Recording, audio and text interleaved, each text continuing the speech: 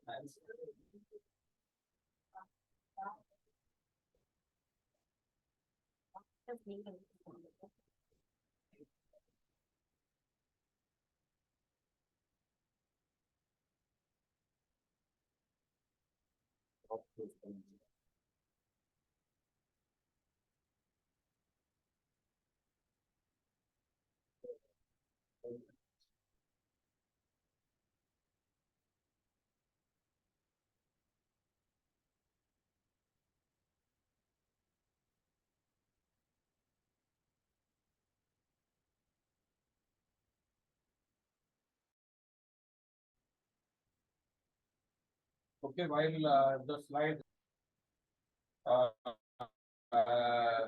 initially we will be using the slides because some words are there, they are important, and all those of you who can write it down, because it will help in your study of God's word later on. Okay. Uh, we will be having a look at some of the Greek words that deal with sin, God's laws, death. Okay, and we will be. Anyone wants a pen? Four pen. Only little 10 minutes. Right?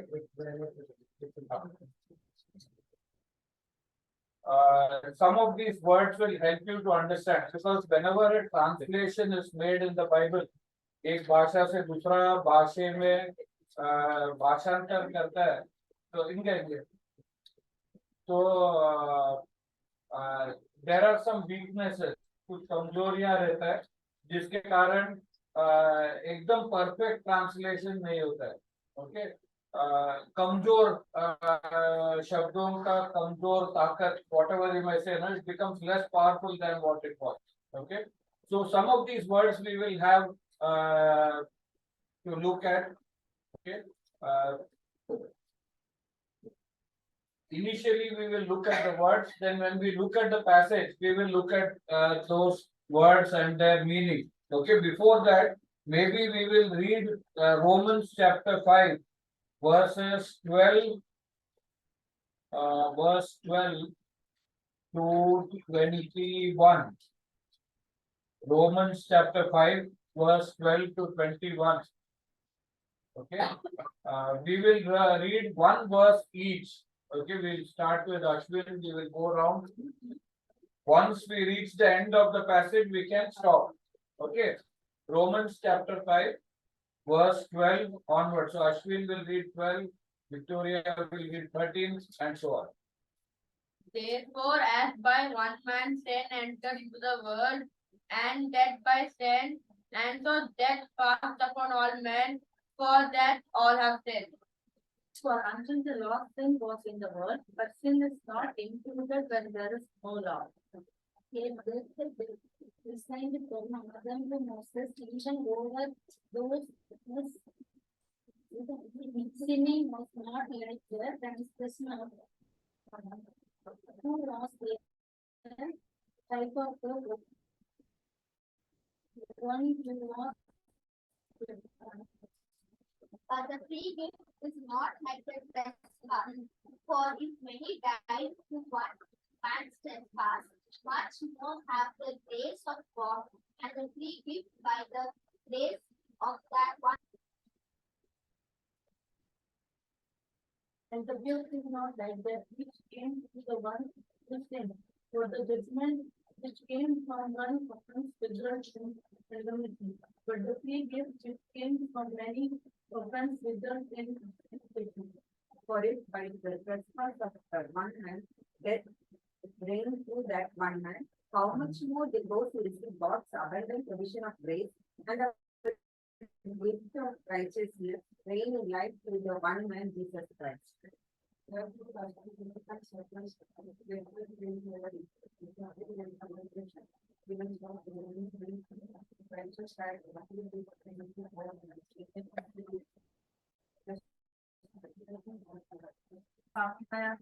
sebenarnya apalagi banyak yang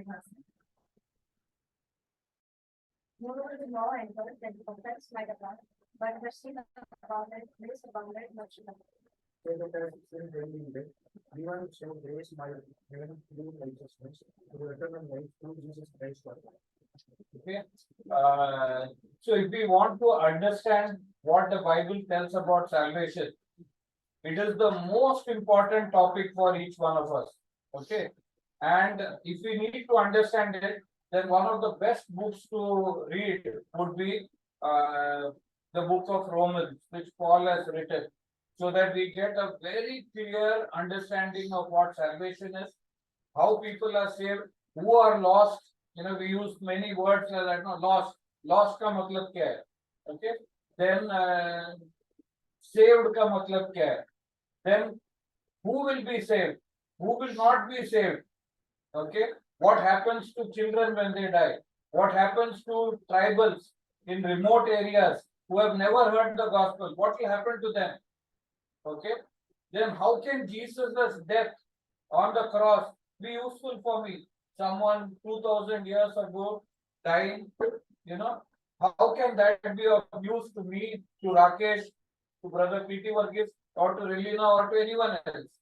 You know, how can it be useful? So many questions come to our mind. Okay.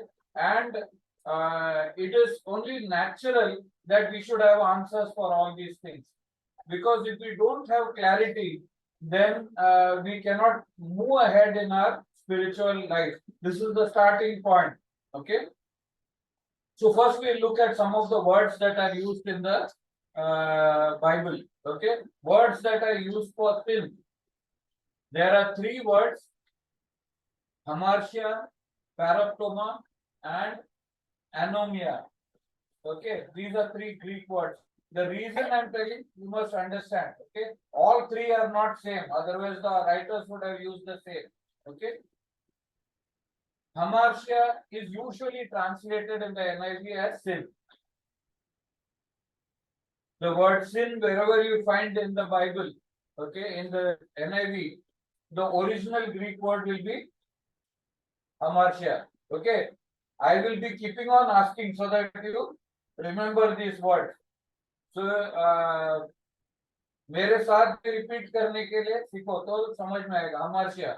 We'll learn some very interesting things about these things. We all like tragic stories, no? कुछ movies रहता है, आंसू निकलता है ना, हम लोगों देखेगा तो ही. अभी मणिपुर का न्यूज़ आता है तो क्यों हम लोग देखते हैं? Why we like to see gruesome things? You know, there was an accident when I was going to work. One lady, her husband and child had died. Okay, they hit at more than 100 speed a company bus of ours, and they lost their life. They died there on the spot. People were not helping those who got injured. People were shooting videos. Okay, tragedy produces tears, an appeal to see, and many other things. Okay. The word hamartia in classical Greek literature, okay, classical means, see, we must understand that the Bible was written in common Greek language. जो रास्ते में बात करता था ना, वही शब्दों में लिखा गया है. Not in the language of poets and big famous linguists. Okay, simple words के साथ. Okay. So when you look at this word hamartia and its use elsewhere in other literature also, you come across the meaning more like something which is a villain within, a villain who spoils a promising end. You know, you find a boy and a girl from two different communities coming together against all odds. then they have so much wonderful love for each other, and so on and so forth. Many stories go. Then suddenly opposition comes, somebody comes, and they put an end to the relationship, and boy and girl commits suicide and die. That kind of a tragedy. The villain is not a person, not necessarily something within you that becomes your own enemy. You want to do so many things for the Lord, but within you, you have a tendency to sleep, a tendency to relax, tendency to not put effort. Okay, and finally, what villain within? So villain outside, villain within. Anyway, it can be. I thought got that. Okay, so the word hamartia, if you find in the New Testament, the word sin, scores of times it will come. It has to do with this. The villain within you who spoils everything. The wages of sin is death. The word which is used is sin, which comes from the same hamartia. Okay, we will see who all are affected by hamartia and other things. Where all this word is used so that you understand. It is this word hamartia and the associated problem which earns death as a wage. Okay. It has to do with missing the mark. You want to get 100 out of 100 in exams, but you get less, 99.5 also is missing the mark. Okay. Or you want to do well in your job, there's something which goes wrong in the PowerPoint presentation that you make. Okay. Some big error, and it becomes a source of embarrassment. Anything, missing the mark, having good intentions but not being able to do it. Okay. So hamartia has to do with that villain, that something within you or outside of you, because of which you don't end up achieving the best results. It is translated as what? Sin. Good. Next word which is used for this kind of thing. There are many other words, but the most common ones we are seeing. Paraptoma. Okay. Paraptoma. Okay, which is to do with transgression. Okay. You tell a child, get up, come to eat. And what the child does? Stays sleeping or gives back some answers to irritate mom or dad or whoever it is calling. Okay, that is paraptoma. God has given some laws. It's not just parental rules, it has to do with God's laws as well. When we violate it, we are crossing the line which God has set. It is known. This crossing the line can happen knowingly or unknowingly also. Okay. For instance, a signal turns red, you crossed it. You didn't realize it has turned red, but it's still a violation. It's a transgression. Okay. If you saw it becoming red and crossed, also it is a transgression. If you didn't see it and you cross, also it is a transgression.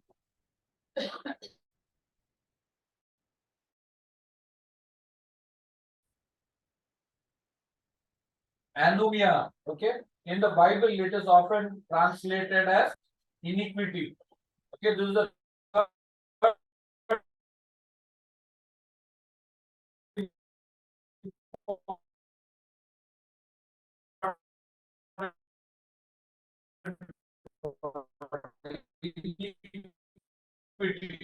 very important.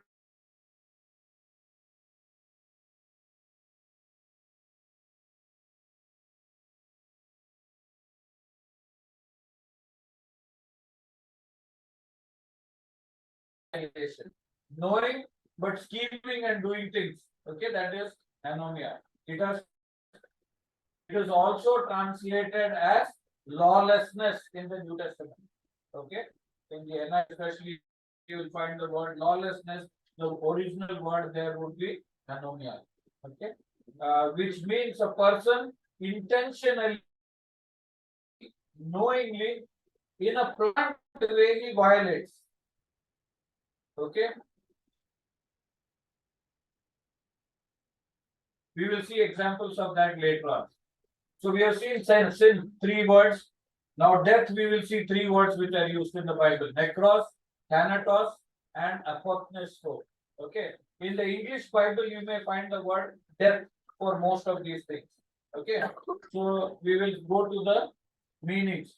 Necros means dead body. What you find in a mortuary is necros. Okay. When we die, our mortal remains will be called as necros. Then the second word which is used is thanatos. This is the most common word which is used in the New Testament. Okay.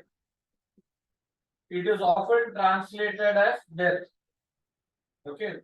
All three words are translated death or dead, but this word is also commonly translated. Sometimes this word is personified. Personification का meaning क्या है? Giving human qualities. Okay. Can someone read Revelation chapter 6 verse 8?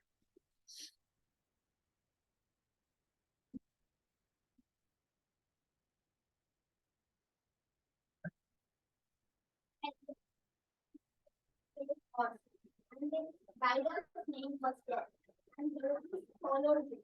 And they were given authority over a fourth of the earth, to kill with the sword and with famine, and with pestilence, and by wild beasts of the earth.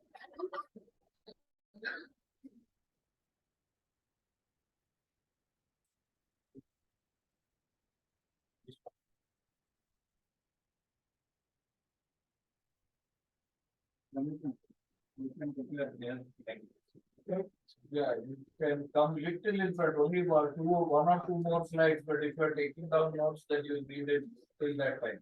Okay. So the word thanatos is personified. Okay. She read about a pale horse. Which seal it was? Seal number? Distract हो गया सबके. The fourth seal was broken, no? So fourth seal was broken, and what came? A rider on a pale horse. Okay. The rider's name was death. Okay. So death is personified. Okay. When that seal is broken, death comes on the whole earth. Okay. In all the religions, death in some way, would be personified. People talk about it riding on a ox or buffalo and coming, to claim its victims, or coming on a horse, whatever it may be. Okay, it is used. And this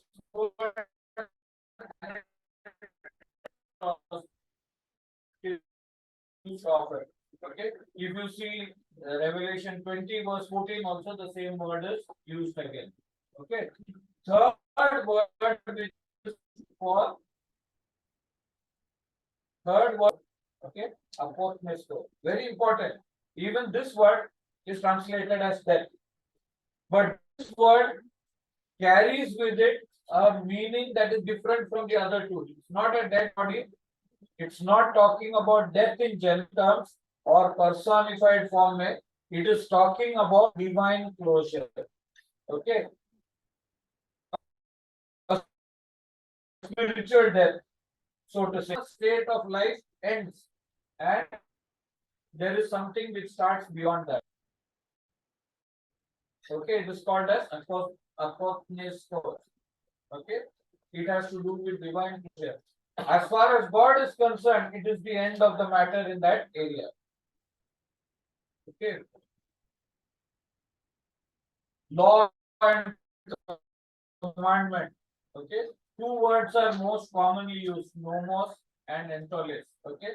For a couple of weeks, we might be studying the book of Romans. That is why I want you to know. This I will try to send it to you in WhatsApp, and you will be able to read it again.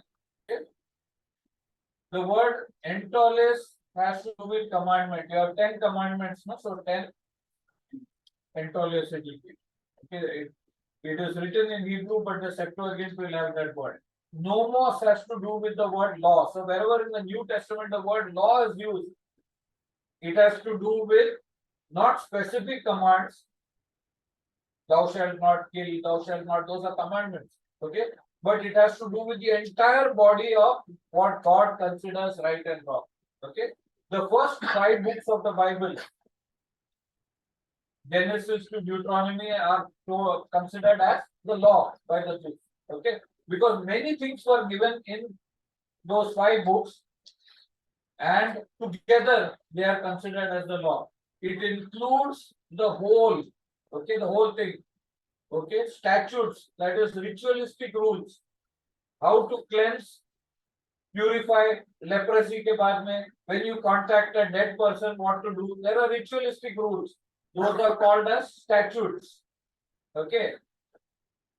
Precepts are guiding principles. You know, principles which are laid down in the scriptures. Testimonies are types which are used in the Old Testament. Ark of the Covenant, Tabernacle, and many other things. A decree is an official order, you know, God's commands. Okay. So this whole thing together, because the 5 books of the Bible, the first 5, essentially contain commandments, statutes, precepts, testimonies, and decrees of God. Okay, together it is the law of God.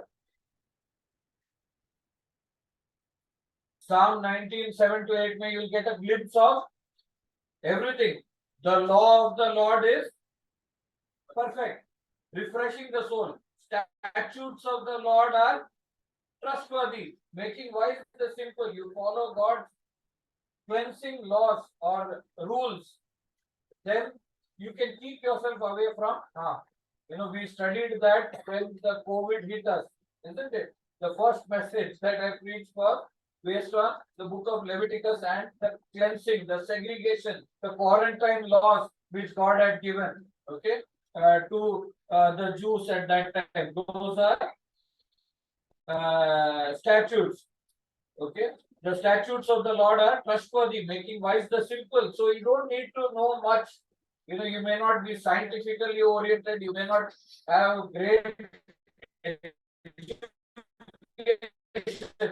but you obey God's statutes and you will keep yourself from trouble. The precepts of the Lord are right, giving joy.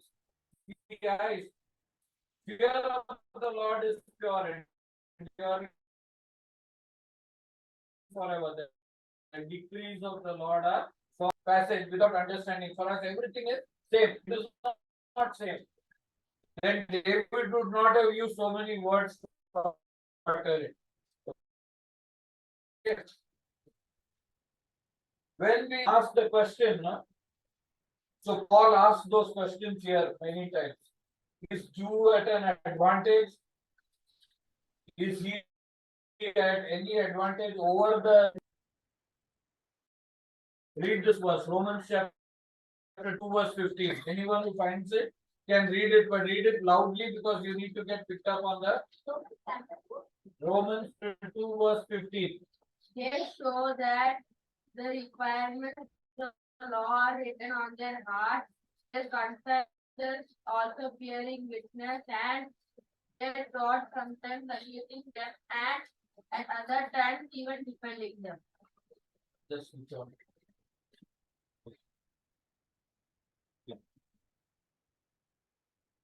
Okay. The requirements of the law. Okay, we want to understand, no? Law, the requirements, the essential requirements of God's law. कहाँ पे लिखा है? In the heart. God's law we saw is all comprehensive, statutes, everything. So in general, within you, you have the light, okay, of conscience, which tells you everything. God's guiding principles. It talks about God's statutes. It talks of God's decrees. It talks of God's commandments. Everything is written on people's heart. Okay, whose heart? Every heart. Okay, so whether he is a Gentile, whether he is a Jew, God's essential laws are already written on his heart. Okay. So no, that is why Paul says men are without excuse. Okay. Nobody on judgment day will be able to tell, I didn't hear about you. It has nothing to do with hearing about the Savior. That is the second part. Lostness is not related to whether you heard or you didn't hear. It has to do with your breaking of God's laws. Okay, and God's laws essentially are written in the heart of every man. Okay, that is why Paul says a Jew is not at an advantage with respect to a Gentile. Okay, we will see his arguments little later on also. Okay, so I think the slides are over. Maybe you can just exit the thing so that you can see the, and you can. Okay. So now I will ask the same question again. To whom was the book of Romans written? To Gentiles. Everyone, that means Jew included. Okay. And someone said here, believers. Okay, believers who were either Jews or Gentiles. It is written to both. How do we know it is written to both? The argument of either Jew or Gentile from chapter 1 to 3.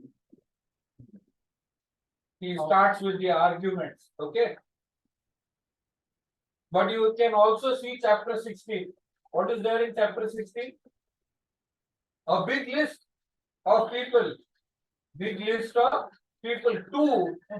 किसको किसको भेज रहा है letter उधर है. Okay. In Rome. And you will find that 3 churches are mentioned. 3 whole congregations are mentioned. Okay. 15 men are named. This is what I counted. Then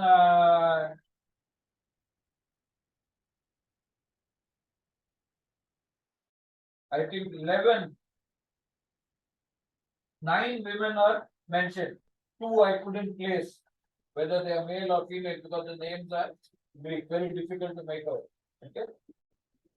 But what I'm trying to say is that there were men, there were women, there were many Jews, including his own relatives that he mentions. Aquila and Priscilla, with whom he starts, they are also Jews. But many of the people who are mentioned are actually Gentiles. Okay. So this letter is unique in the sense that it addresses the topic from the perspective of whether or not you are a Jew, it doesn't matter, or whether or not you are a Gentile, doesn't matter. It addresses believers at large, irrespective of what background they are coming from. Okay. So when the word law comes, you need not think that it has to do with the law of the Jews only. It also has to do with the law that is written on your heart. Okay. Paul will go to that much more clearly. Okay. One of the emphasis in this book or this letter is how you can be a Christian without being religious. I had the privilege of reading a wonderful book, How to Be a Christian Without Being Religious. It is a commentary on the book of Romans. It is available on the net. Anyone who desires it can take it, read it. It's a beautiful book. Okay. I am not teaching from that. So if you read it, it will be additional material for you. He defines religion as trying to seek God, trying to find God, trying to reach God. And he talks about biblical Christianity has nothing to do with that kind of religious effort. You know, we don't become accepted before God because we look like saints. We look innocent. Pavam we look like. No, not like that. Not because we carry big Bibles in our hand. Not because we attend Bible studies. Not because we attend prayer meetings. Not because we say the Lord's Prayer. Not because we prayed asking God, Jesus to come into our heart. Okay? Nothing of that sort. Okay? Paul would emphasize how a man can be saved apart from these actions. Okay?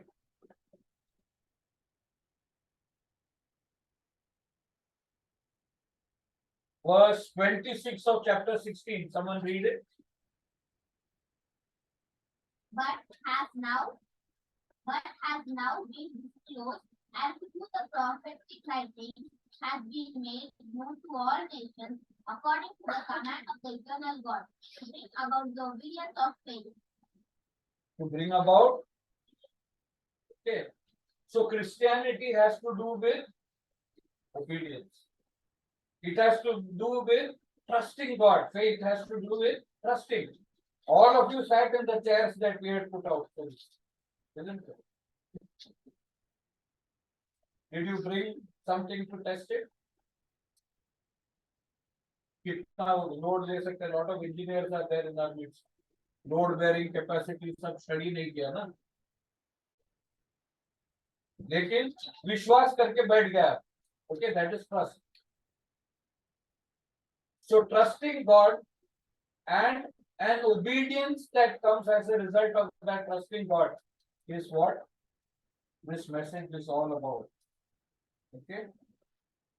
Which verse did you read? 26. Okay. But now revealed and made known through the prophetic writings by the command of eternal God, so that the Gentiles might come to the obedience that comes from faith. Gentiles may also come to an obedience that comes as a result of faith.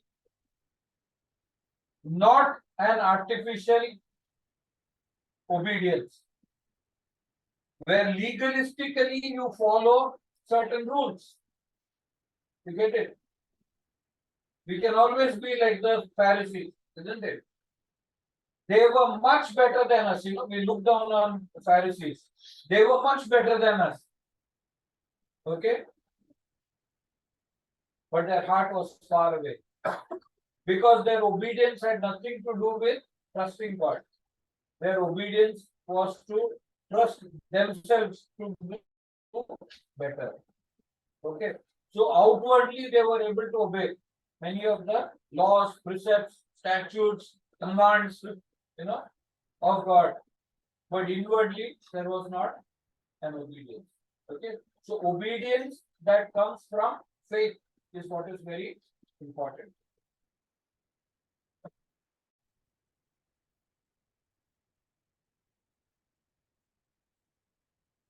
Paul also he who is able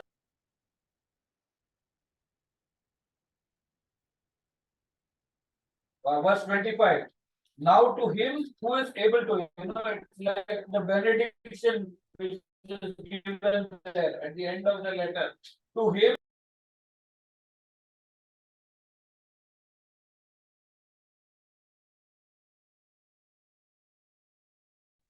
So when he begins the book in chapter 1, he talks about his obligation. Okay? He talks about his obligation to everyone in verse 14 of chapter 1. And he tells that he is not ashamed of the gospel because it is the power of God to transform lives. It is the power of God to transform lives.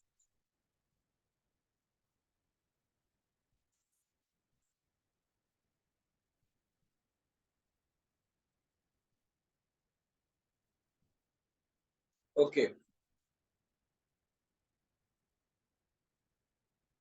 So we will go to chapter 5, okay, which we read in the beginning.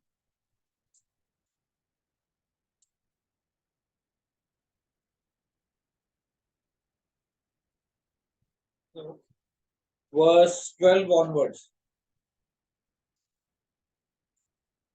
Okay, we will look at this passage in the light of the words that we have studied. Okay, therefore, just as sin entered the world through one man, and death through sin, and in this way death came to all people because all sinned. Okay, when you study God's word, take a diary. Otherwise, any book, especially things that Paul has written, you may miss it. When you study in your school or college also, you take a notebook, you start writing notes, isn't it? I like to do arrow diagrams. What is the flow of thought, the sequence, so that you are able to understand the logic of whatever is written. Okay. So it's a good practice if you take down. Otherwise, if you just read, then books like Romans, you may miss everything. Okay. So the first thing that Paul wants us to understand is how sin entered the world. Okay. Those of us who come from a science background,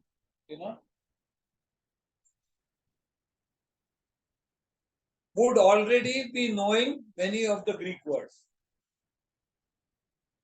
Okay. Because it's part of the vocabulary of science. Okay.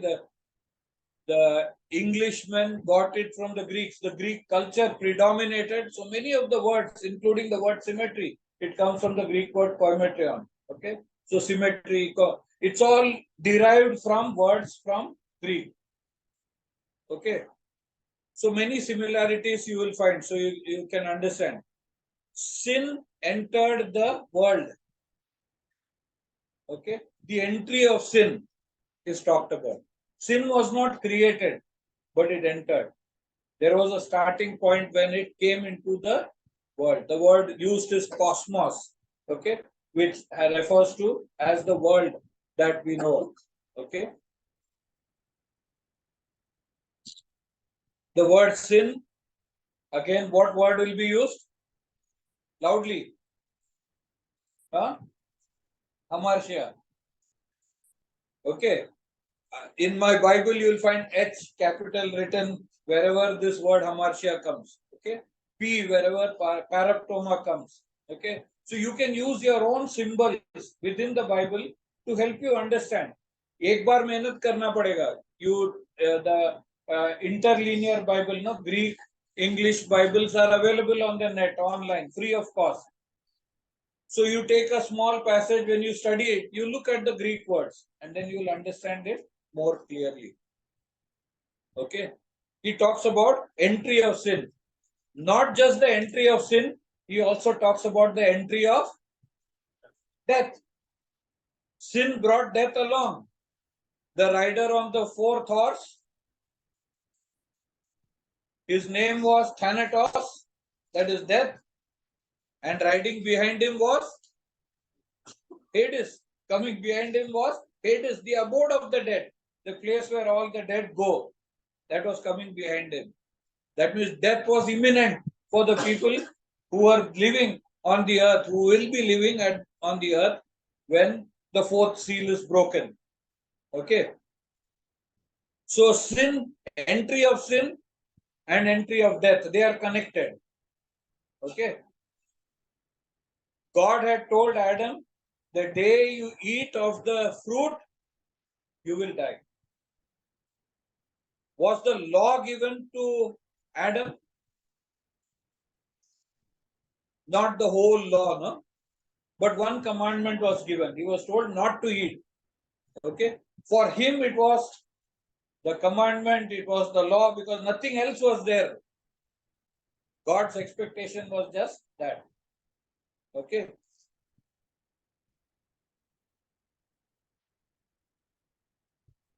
So we have seen the entry of sin and along with it the entry of death. Okay. The second point that we have to see is that second part of the same verse. In this way, death came to all people because all sinned. Okay. Sin entered, death entered in the Garden of Eden. But sin entered other people. This, the word that is used in the Bible, or the word that is used to describe this, is imputation of sin. Okay.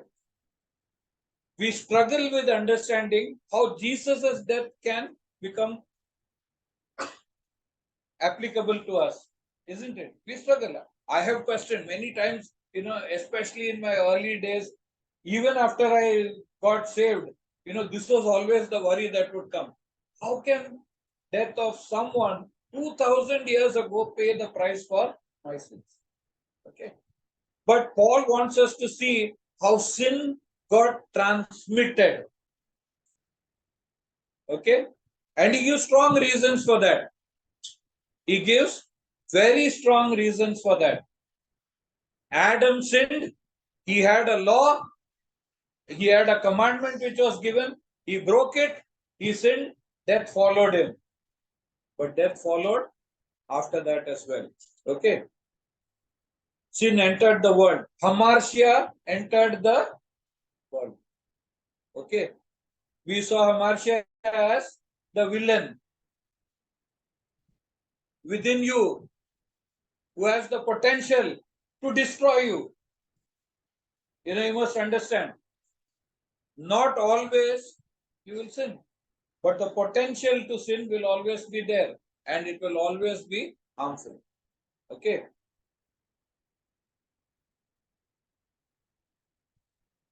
The second concept that Paul wants us to understand in this is we are not sinners because we sinned,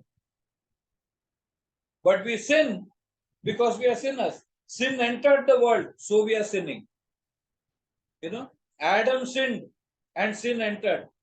Nobody after Adam has the power to withstand this hidden villain within them. Amartia within, which can destroy you. Okay. So we can ask another question. What about Adam?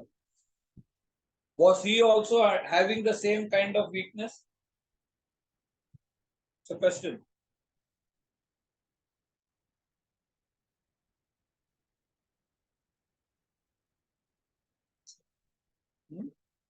No.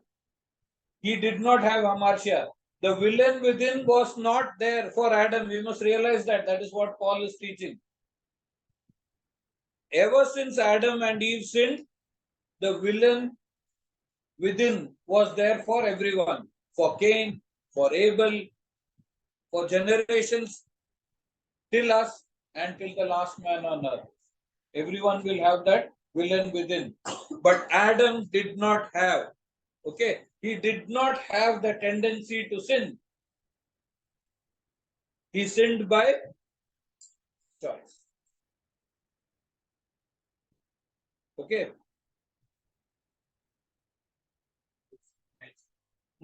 Sin nature. Yeah. We have got the sin nature. That Hamartia has to do with sin as a nature, which will bear fruit of sin. A sinner will sin. Okay. So in Manipur, whether you are a Meitei or whether you are a Kuki or whether you are a Naga, all will sin. The potential to sin is inside all of them. Same way with us as believers, the potential is within us. Okay.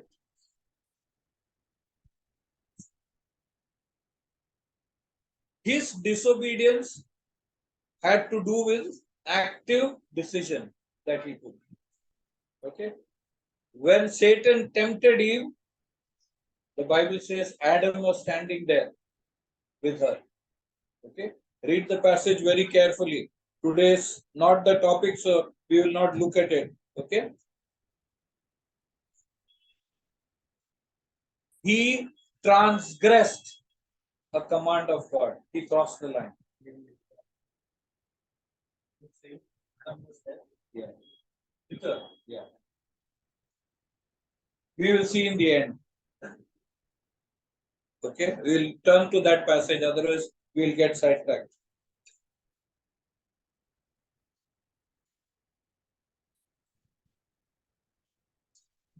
Okay.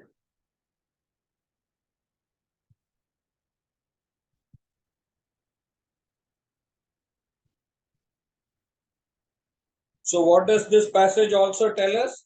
Sin became a universal problem, cosmos. You know, in that very first verse it talks about, verse 12, sin entered the world. It did not become problem for Adam and Eve, it became problem for the world today. Okay, it's a universal problem. Okay, and death also became a universal phenomena. Whether you are a human or whether an animal, okay, death came into everything. Okay, Paul writes about, it's not there in the passage today, about how death and subjection to these physical effects of death entered into the animal kind as well and into the whole universe as well. We call it the law of entropy. Everything is moving from order to disorder.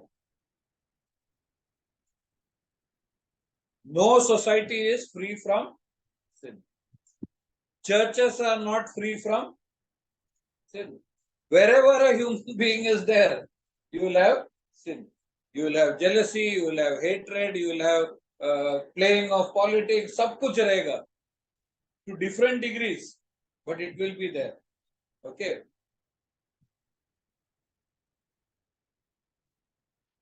So, with sin entering the world, becoming a global phenomena, okay, grief and pain and sorrow became part of each of our lives.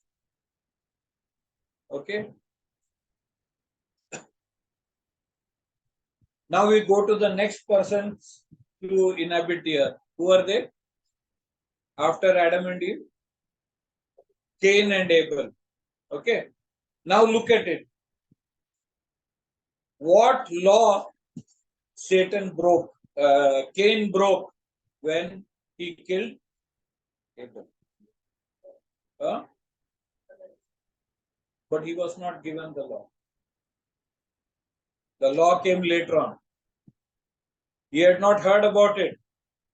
Not because King James Version was not that thou shalt not kill करके नहीं डाला था, but he didn't have that law in any language.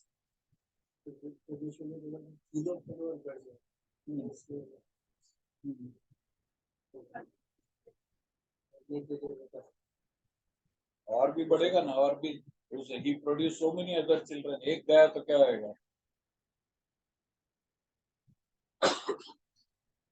There was no specific command that they broke.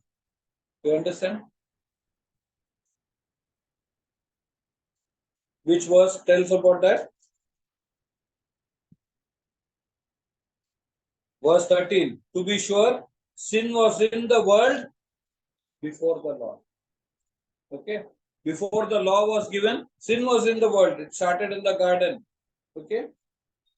Verse 14. Nevertheless, death reigned from the time of Adam to the time of Moses. Okay. Whether or not they had the law of Moses, it didn't matter. Okay.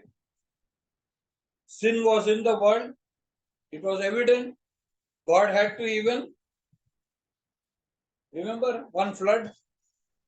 universal flood, whole earth submerged, everyone had to be, all life on earth had to be destroyed by God.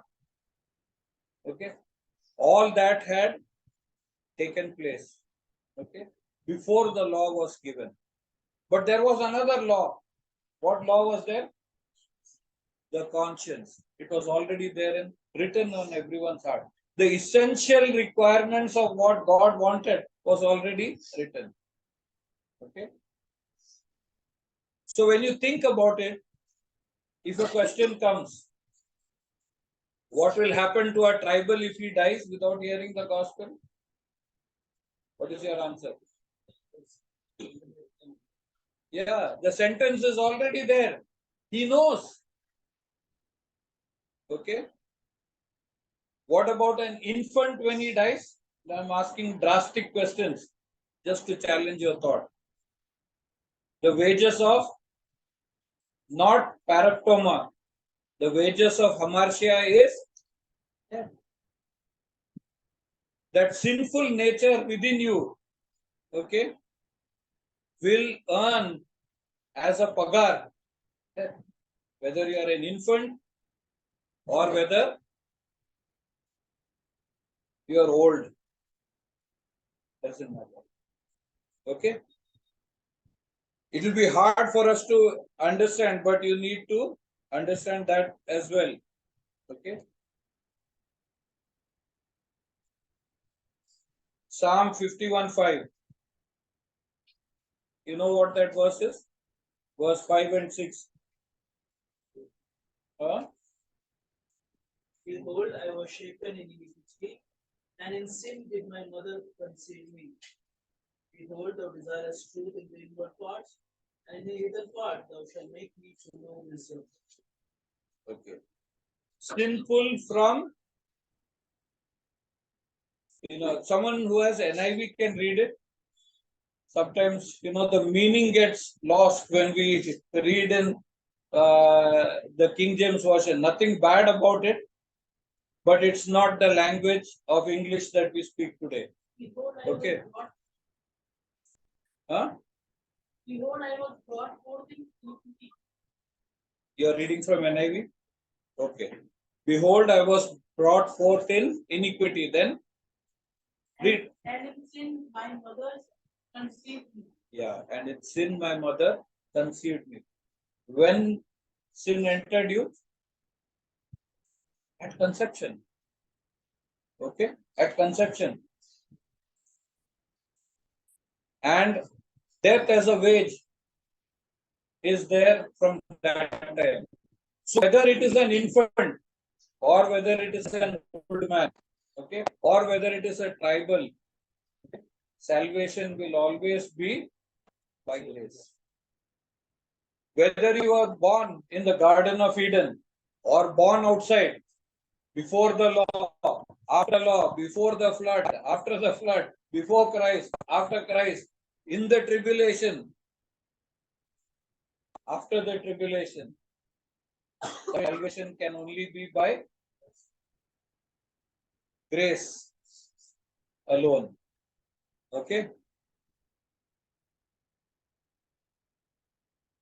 You get what I'm saying?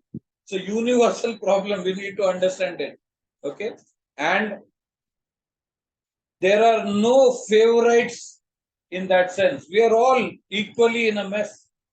That is why we can't die for each other. That is why we can't save each other. Okay? Verse 5, read further. 5 and 6. 6, you read verse 6. Yet to desire faithfulness even in the womb. Where did God desire faithfulness? In the womb. Man, we think, हम college जाता है तो ये faithful होना है ना.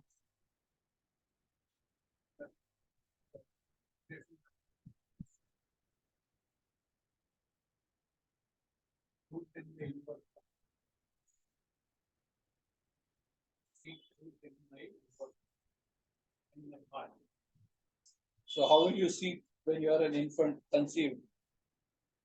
What we need to understand is that our understanding of when a person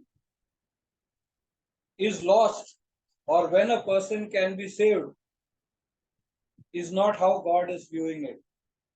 God's expectation is stated that right from conception, He desires truth in your inward parts.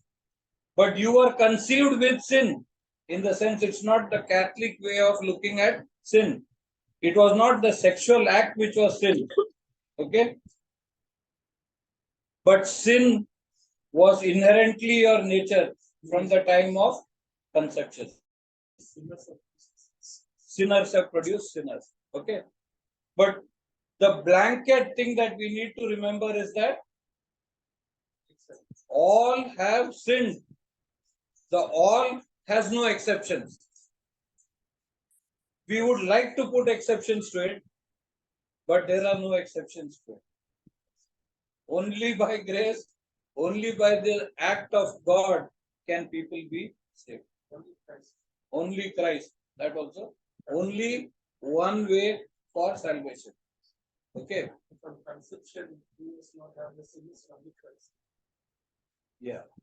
For that it was. That is why the Bible talks of virgin birth. It talks of Jesus as second Adam. Okay, first Adam and all his progeny was spoiled, ruined. So a second Adam was needed. Okay. I'll just bring out one more thought before we end for the day. We will continue next week on the same thought, same concepts. There are many things that are there about sin, salvation, and eternity that comes from here. Okay. When Adam and Eve had their first child, they named him Cain. What does Cain mean? Huh?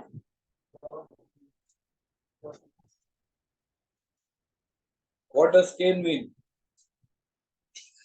I have gotten a man child with the help of the Lord. I have gotten a man child with the help of the God. Okay. There is an alternate rendering. The same word is also used for spear. Okay.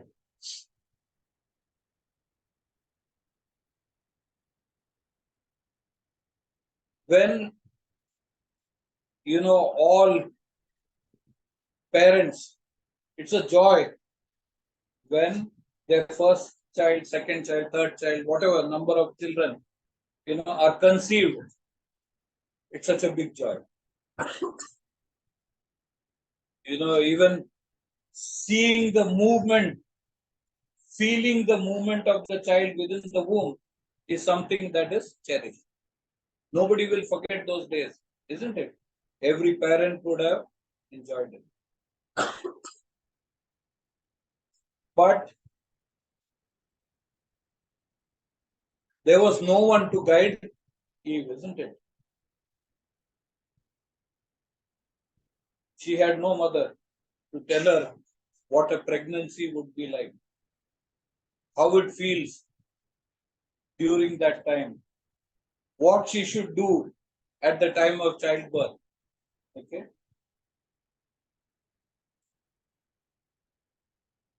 She would have been able to tell that to her daughters, and Adam to some extent to his sons as well. Okay. But there was no one to guide them. But God took upon himself that role, isn't it? With the help of the Lord, she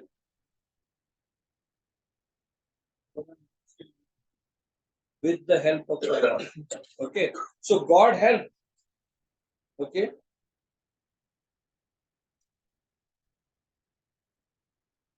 This couple had the joy and then the pain. They had not known and understood what death is. We see dead bodies from the time we are children, isn't it? numerous dead bodies. So we know what death is. But for Adam and Eve, they had not seen a dead body. Okay.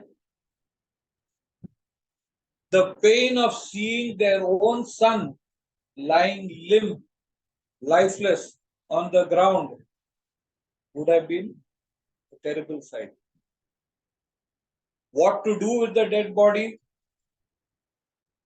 They wouldn't have known. Today we have seen so many burials, so we know कहाँ पे Undertaker मिलेगा, कहाँ पे ambulance मिलेगा, horse कहाँ पे मिलेगा, बर्फ कहाँ पे मिलेगा, सब कुछ हमें मालूम है. We have the expertise. For them it was not like that. Okay. So sin brought terrible pain within the family. Okay. Sin brings terrible pains within our families as well. Sin is an awful thing. And today we should have a good glimpse of what sin is so that we take corrective actions. Okay. If unchecked, what will happen to sin? It will produce lot of grief, lot of harm. Okay. So we will end with that for today. You can read the entire chapter once more before you come next week. Then we will try to understand how the second Adam or Jesus became an answer for our sins. How his death became a source of life and joy for each one of us. Okay. And we need to understand, we need to be careful even to ask the question within our heart whether we are saved truly. Okay. It would be tragic if week after week we think we belong to God and we really are not. I'm not trying to bring doubts in your heart, but you need to ask that question: are you really saved? Okay. If not, when you have life, you have got the opportunity to respond to God's love. Okay. We'll end with that. Request Aramudan to